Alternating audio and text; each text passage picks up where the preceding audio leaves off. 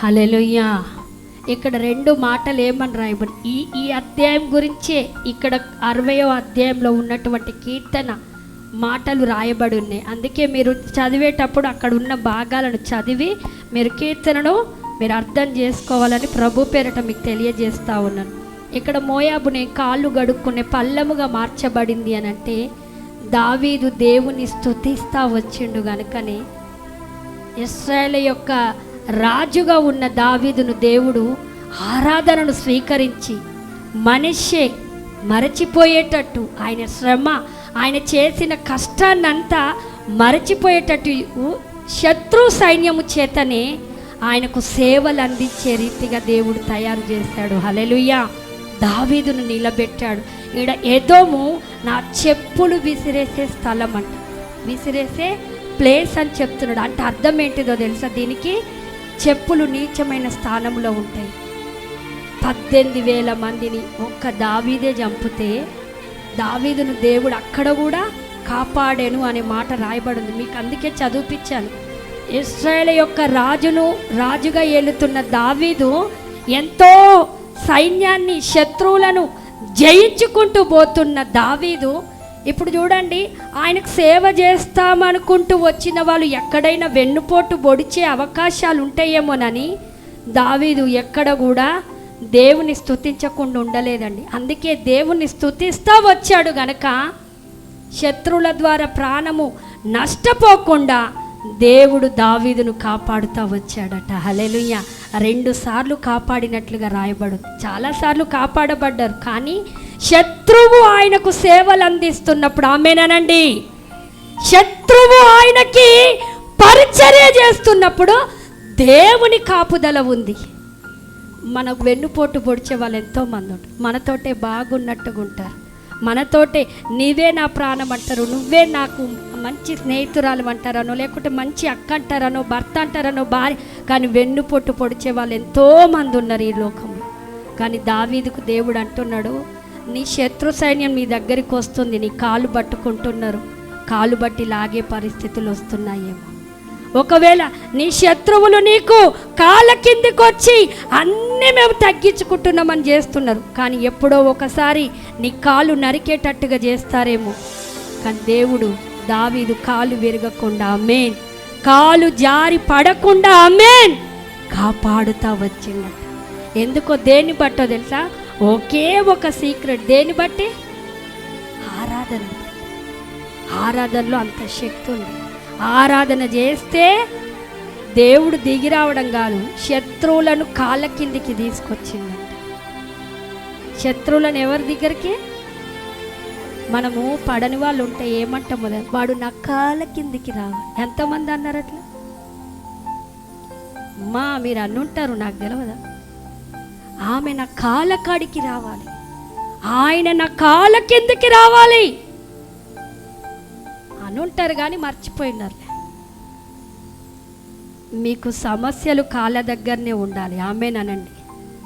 ఈ కాళ్ళ కింద ఉన్న సమస్యలు ఒక్కసారి తల మీదకి వస్తున్నాయి, తలపోటు, తలనొప్పి. ఒక్కసారి నీ తల మీద పెట్టుకుంటున్నప్పుడు తలనొప్పి నుంచి ఒళ్ళు నొప్పుల వరకు ఎందుకు ప్రవహిస్తున్నాయో తెలుసా?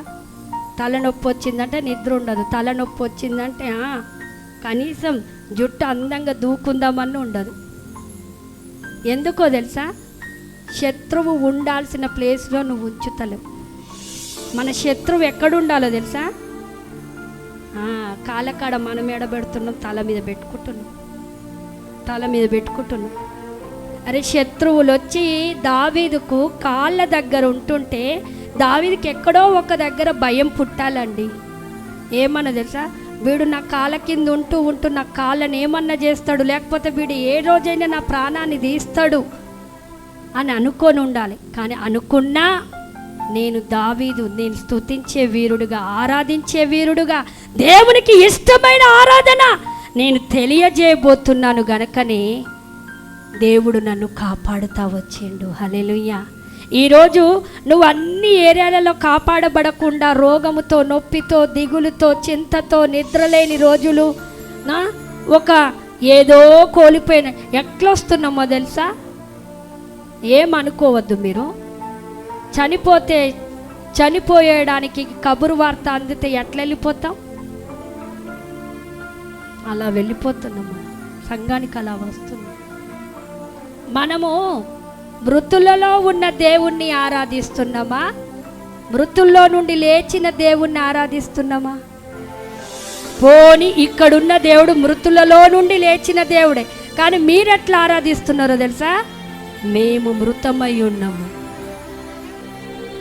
యేషే భక్తుడు అంట, మృతులే కదా నిన్ను స్తుతిస్తారా? మన్ను నిన్ను స్తుతించిన, మృతులు నిన్ను సజీవులే కదా.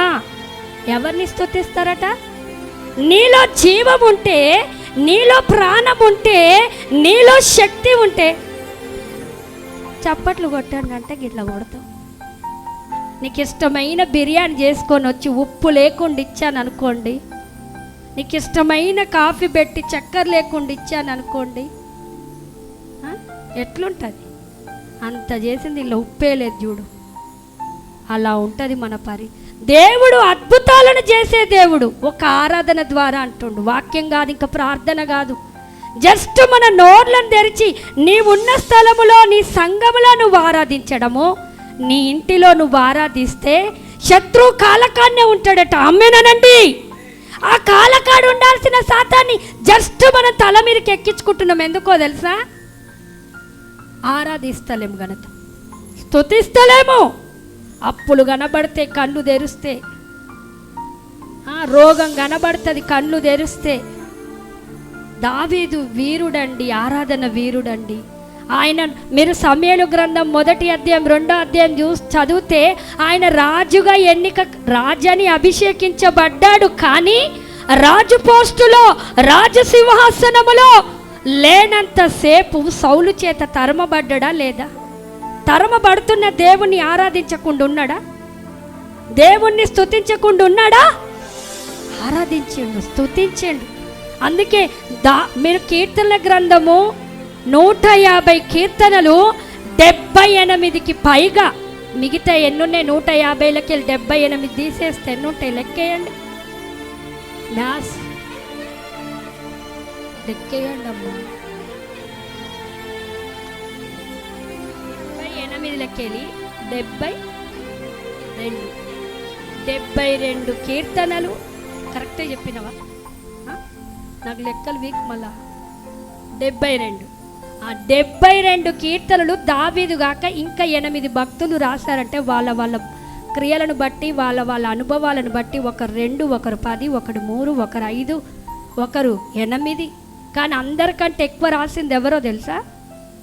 70కి పైగా ఉన్నాయి కీర్తనలు దావీదువి. ఎందుకున్నాయి తెలుసా? ఆయన ఆరాధన వీరుడు గనుక. దేవుణ్ణి స్తుతించకుండా, దేవుణ్ణి ఆరాధించకుండా, దేవుణ్ణి పొగడకుండా నేనుండలేను అని తెలియజేస్తూ కీర్తన రూపకంగా తెలియజేశాడు. హల్లెలూయా. ఈ 60వ కీర్తన 2వ సమూయేలులో ఉన్న 8వ అధ్యాయంలో ఉన్న మర్మం అది. ఆ యొక్క సత్యం ఇక్కడ కీర్తన రూపకంగా రాయబడి. మోయాబు నేను కాలు గడుక్కున్న ప్లేస్, ఏదోము నా చెప్పులు విసిరేసే స్థలం అంటున్నాడు. ఏమన్నాడు ఇంకా? గిలాదు నాది అంట. నేను ఆరాధన చేస్తే మనిషి నాది అంటున్నాడు. మరిచిపోయేటట్టు దేవుడు చేస్తానంటాడు. ఎఫ్రాయిము నా శిరస్త్రానం అంట. 2 నువ్వు ఆశీర్వదించబడతావు. ఆమేన్. దావీదు పోతున్న స్థలములో దేవుడు కాపాడుతున్నాడు. మీరు 2వ సమూయేలు గ్రంథం 5వ అధ్యాయంలో మీరు చూస్తే దావీదు అంతకంతకు ఏమయ్యాడు? వర్ధిల్లేను అని ఉండే. ఎక్కడి నుంచి వచ్చింది వర్ధిల్లడానికి? కాపాడబడడానికి. ఆయన ప్రొటెక్షన్ ఎక్కడి నుండి వచ్చింది? పోషించబడడం ఎక్కడి నుండి వచ్చింది? మీకు ఒక విషయం చెప్పనా? ఆయన సౌలు తరుముతున్నప్పుడు తన తల్లిదండ్రులను ఎవరికి అప్పగించారో ఒకసారి చెప్తారా? బైబుల్ తెరవకుండా చెప్పాలి. ఫిలిస్తీన్లకు తల్లిదండ్రులను ఆయనే సౌలు తరుముతుంటే తల్లిదండ్రులు వచ్చారు. నన్ను అయ్యా బాబు అని వస్తే, అయ్యో మీరు నన్ను వెతుక్కుంటూ వచ్చారా, నేనే ప్రాణాన్ని కాపాడుకోవాలి, ఇప్పుడు మీరు కూడా కాపాడబడాలి. వాళ్ళిద్దరిని ఒక దగ్గర పెట్టి ఆయన పోయి ప్రాణాలు కాపాడుకుంటారు. ఒక శత్రు రాజు దగ్గర అప్పగించబడ్డాడు తెలుసా? ఒక శత్రువులకి మనం ఎవరినన్నా అప్పగిస్తామా? మోయాబీ రాజుకి తన తల్లిదండ్రులను అప్పగించాడు. ఎప్పుడు తెలుసా? దావీదు మోయాబీలతో యుద్ధం చేయనంత సేపు ఆమేన్ మోయాబీ రాజు దావీదుతో స్నేహంగానే ఉన్నట్టుగా ఉన్నాడు. అందుకే తన దావీదు యొక్క తల్లిదండ్రులు మోయాబీ చేతిలో ఉంటే, ప్రభువా నేను పొరపాటు నడబెట్టానేమో, కానీ నేను ఈడ స్తుతిస్తా గుహలో ఉండి, నా ప్రాణం కొరకు నేను బ్రతకాలన్న ఆశతో నేను స్తుతిస్తాను, నా తల్లిదండ్రులను నేను మళ్ళీ చూడ్డానికి జీవంతో ఉండాలి అని స్తుతిస్తాను అని ప్రార్థన చేస్తా స్తుతించిండు. హల్లెలూయా. నేను ఎందుకు దావీదు అంతకంతకు వర్ధిల్లడానికి, దావీదు అంతగా కాపాడబడడానికి ఒకే ఒకటి సీక్రెట్ ఏంటిదో తెలుసా? ఆరాధన. సిఎఫ్ఏ చర్చిలో ప్రతి ఒక్కరూ ఆరాధికులుగా మారాలి. ఆమేన్. ఒక కిట్టో పాటలు పాడేవాళ్ళు కాదు. ప్రతి ఒక్కరు మీ స్వరాన్ని వినియోగించండి. ప్రతి ఒక్కరు మీ స్వరాలు విడుదల చేస్తే, హెచ్కేల్ గ్రంథంలో రాయబడింది, వాళ్ళు ఆరాధన చేస్తుంటేనంట, ఎవరు? దేవదూతలు పరలోకములో ఆరాధన చేస్తుంటే, పరలోకములో ఈ గమ్మాలని ఏమంటారు? గుమ్మాలని ఏమంటారు? గడపలు, ద్వారబంధాల కింద ఉండేదాన్ని ఏమంటారు? గుమ్మములు కదిలిపోయినాయి అంట. ఎవరు ఆరాధన చేస్తే? దేవదూత. దేవుడు నిన్ను నన్ను ఆయన పోలికలో చేసుకుంది. నువ్వు ఆరాధిస్తున్నావంటే నువ్వెవరువో తెలుసా? దేవదూతవి. ఆమేనండి గట్టిగా.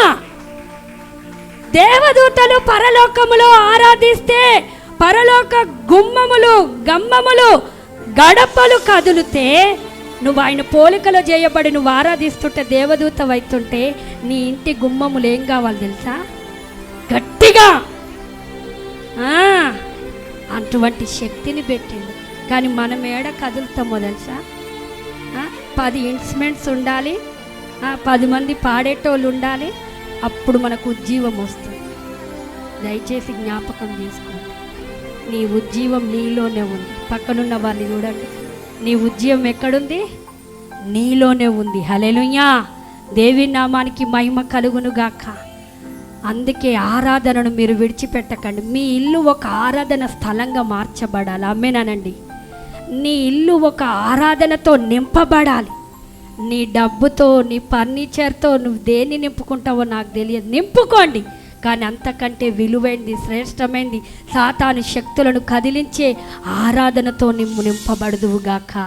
ఆమేన్. హల్లెలూయా. రోజు దేవుణ్ణి స్తుతించండి. నీ కష్టాన్ని నువ్వు తెలియకుండా మర్చిపోతావు, నీ రోగాన్ని నువ్వు తెలియకుండా మర్చిపోతావు, నీ అప్పులు నీకు తెలియకుండా నేను వీడిపోతాయి. హల్లెలూయా. దేవుని నామానికి మహిమ కలుగునుగాక. అంతకంటే శ్రేయస్కరమైన మాట నేను ఒకటి చెప్పి నేను ముగించేస్తాను. దేవుని బిడ్డల, ఆదికాండం ఎవరు తీయకూడదు. ఆదికాండం మరి దేవుడు యాకోబు, దేవుడు మాట్లాడతాడు. దేవుడు, ఇంకా నువ్వు నీ మామ దగ్గర నుంచి నీకు భార్య, నీ పిల్లలు కలిగి ఉన్నారు కదా, నువ్వెక్కడ నూనె పోసి మరి బలిపీఠాన్ని కట్టావు, అక్కడికి నువ్వు వెళ్ళు అంటే, మామకు చెప్పకుండా, మామెవరు? యాకోబు యొక్క మామెవరు? లాబాను చెప్పకుండా పారిపోతాడు. పారిపోతే లాబానుకు ఆ విషయం తెలుస్తుంది. ఈయన పారిపోయిన 3 రోజులకు తెలిస్తే లాబానుకు కోపము, ఈర్ష్య అన్నీ హృదయములో నింపుకొని, ఆ లాబాను ఏం చేస్తాడో తెలుసా? తన కుమారులను, తన కుమార్తెలను, మనవరాలను నాకు చెప్పకుండా తీసుకెళ్ళాడని బాధ కాదు, నా దగ్గర నుండి పోయాడే, ఎన్ని రోజులు బాగున్నాడే, ఎందుకు ఏం కొదవచ్చిందని వెళ్ళిపోయాడన్న ఆ కోపంతో అల్లుణ్ణి తరమడానికి పోతే ఎక్కడ కలుసుకున్నారో తెలుసా? వీళ్ళిద్దరూ ఎక్కడున్నాడో తెలుసా? యాకోబు ఏ కొండ మీద ఉన్నాడో తెలుసా? యాకోబు ఆరాధించే స్థలము గీలాదనే కొండ మీద ఉన్నాడు. హల్లెలూయా. ఆ స్థలములోనికి లాబాను వచ్చాడు. లాబాను వచ్చి పడుకున్నాడు ఆ రాత్రికి. ఉదయకాలం అయ్యింది. ఉదయకాలం అయ్యాక, నువ్వు నాకు చేసిన పని ఏంటిది అని లాబాను అడుగుతాడు. నువ్వు నా కుమార్తెలను, మనవరాలను నాకు చెప్పచ్చు కదా, చెప్తే నీకు మంచి భోజనం పెట్టో, మంచి సాగనంపుతాను కదా, నువ్వు నాకు ఏమీ చెప్పకుండా చెయ్యకుండా నువ్వు దొంగతనంగా పారిపోయి వచ్చావు అని కోపాన్ని వ్యక్తం చెయ్యబోతుంటే లాబాను ఒక మాట అంటాడు, ఏమన్నా తెలుసా? నిన్నట దినమందు నేను ఎక్కడికి వచ్చానో తెలుసా? గీలాదు అని కొండ మీదకి వచ్చాను. నేను పడుకుంటే రాత్రి దేవుడు ఒక మాట మాట్లాడాడు. ఏమన్నా తెలుసా? నువ్వు యాకోబుతో మంచి కానీ చెడు కానీ మాట్లాడు. ఒకవేళ నువ్వేదైనా మంచి చెప్పాలని, ఒకవేళ మంచి మాట్లాడితే ఏమవుతాడో తెలుసా? యాకోబు ఏమవుతాడు? మనకు సీక్రెట్లు తెలివయా? భర్తను ఐజ్ చేసుకోవాలంటే ఎంత మంచిగా మాట్లాడతామో, పిల్లల్ని ఐజ్ చేసుకోవాలంటే, తల్లిదండ్రులను ఐజ్ చేసుకోవాలంటే ఎంత మంచి కానీ చెడు కానీ. ఒకవేళ యాకోబును లాబాను మంచి చేసి మా మామకి ఇంత మంచోడు, నేను విన్న స్వరము దేవునిది కావచ్చు అంటాడేమోనని నువ్వు మంచి మాట్లాడదు, చెడ్డ మాట్లాడదు, ఏ మాట మాట్లాడకుండా నువ్వు వెళ్ళిపో అని చెప్పిన లాబానుతో దేవుడు, నిన్నటి దినమందు నీ దేవుడు నాతో మాట్లాడాడు. హల్లెలూయా. నేను చెప్పాలనుకునేది ఏంటిదో తెలుసా? లాబాను యాకోబుకు ఏదో విపత్తు చేయాలని వచ్చిండు, ఏదో నష్టము జరిగించాలని, గాయపరచాలని, ఆయనను దుఃఖపెట్టాలని, ఆయన దగ్గరున్న కూతుర్లని, భార్యలను కూతుర్లుగా తెచ్చుకుందామని ఏ ఉద్దేశంతో వెళ్ళాడో నాకు తెలియదు. కానీ విపత్తు జరగకుండా ఏది కాపాడిందో తెలుసా? ఏది కాపాడింది? ఆరాధన ప్లేస్. హల్లెలూయా. నేను అందుకే మీ ఇల్లులు ఆరాధనగా ఎందుకు చేసుకోవాలో తెలుసా? ఏదో విపత్తు రావాలని, ఏదో కష్టము రావాలని, ఏదో నష్టము రావాలని ఇంట్లో ప్రవేశిస్తుంది సాతానుగాడు ఏదో రూపకంగా. కానీ లాబానుతో దేవుడు మాట్లాడినట్లుగా సాతానుతో దేవుడు మాట్లాడబోతాడు. హల్లెలూయా. బా గట్టిగా గట్టిగా మీకు ఒక మాట, యోబును శోధించడానికి దేవుడు ఇచ్చాడా పర్మిషను? యోబే ఇచ్చుకున్నాడా? మన ఇంట్లోకి సాతానుడు వస్తాడండి, వాడికి పర్మిషన్ దేవుడు ఇవ్వాలంటే నీ ఇల్లు ఆరాధన స్థలంగా, గీలాదు కొండగా, గీలాదు ప్రాంతముగా, గీలాదు ఒక అట్మాస్ఫియర్గా మీరు మార్చుకోవాలి. హల్లెలూయా. దేవి నామానికి మహిమ కలుగునుగాక.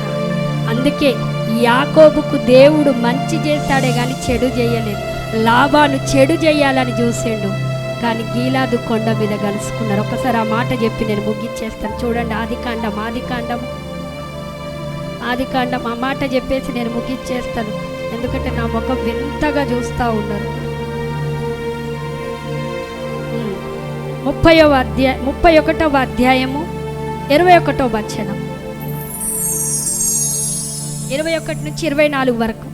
తెలిసిన వారు గబగబా చదవాలి.